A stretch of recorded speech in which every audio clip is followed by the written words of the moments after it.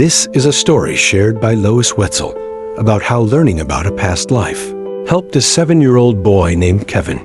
Lois wrote that she met Kevin after his mom, Mindy, a nurse, requested help for her son. Mindy, a nurse, had undergone sessions with Lois to heal sore knees that caused her pain and discomfort. If you have not done so, remember to subscribe to our channel so that you are notified when a new video on another past life story is released. Sharing a story, Lois wrote, "When Mindy saw what going through a session did for her knee, she asked if I thought perhaps I could help her little boy, who she said was horrified of the dark. I told her that I believed I could." She added she had 2 older children who did not have this same problem. The following week, she brought this adorable, sweet-faced little boy with red hair in to see me. He was so cute I wanted to squeeze him, but decided to show him the proper respect to another spirit having a human experience.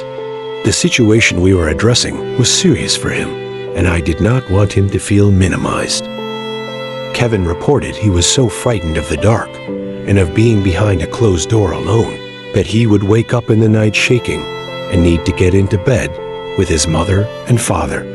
He said he would just wake up in a panic and terrified for no apparent reason. The worst part was that he could not ever, neither awake nor asleep, handle being alone behind a closed door. I asked if he had any other issues to work on, like problems with any subjects at school or with friends or sports, questions I always ask the child clients, and he said that he had trouble with math. So except for these fears, he seemed a very normal child. During the first session that Lois had with Kevin, a past life came up to be balanced in which he had been a female. This young married woman was about 18 years of age when she had a baby. This was in the mid-1800s. In the northeastern USA, she had an intense hormonal reaction after childbirth which caused her to have postpartum depression so severe that she experienced a temporary psychotic break. In those days, of course, they did not know to give hormone supplementation. They just locked supposedly crazy people up forever. She was chained to a wall on an 8 to 10 foot long chain in a locked room, wearing a ratty white nightgown with thin stripes on it. The thin stripes were ridiculous looking in the context of the rest of the room, almost cruel in their silliness, with their implied reference to sweetness and normalcy. The only furniture in that prison of a hospital cell was a metal bed with springs running from side to side to support the sleeper, and no mattress or covers. One horizontal window with bars was near the ceiling. The window was long, narrow, and far too high for this tiny woman to see out. At night, it was completely dark in her cell, and no one in the facility was allowed to make a sound for fear of painful retribution by the attendants, who behaved more like prison guards. Every day, these attendants would hose her and the room down from outside, through the bars in the door to her room. There was a drain in the center of the floor. She was hosed down to wash out the urine and fecal matter that was all over her and the room. No one ever touched her. In all those years she was in the asylum, no one ever tried to help her or heal her.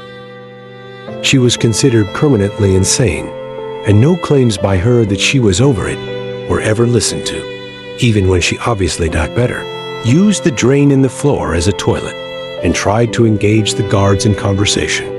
Twice a day, food and water were slipped through a slot at the bottom of the door. This woman lived to be about 35 years old, chained to the wall, with no mattress, no toilet or shower, and worst of all, no human touch. There were no books to read, no one to talk to, no view of the outside. She ultimately died of influenza. Her immune system was destroyed by years of abuse and depression and lack of touch.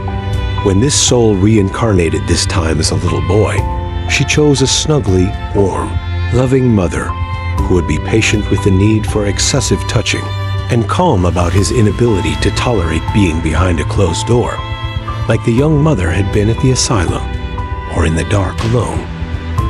Hearing about the past life, helped the mother understand better why Kevin was always in her lap and could not sleep alone or be behind closed doors.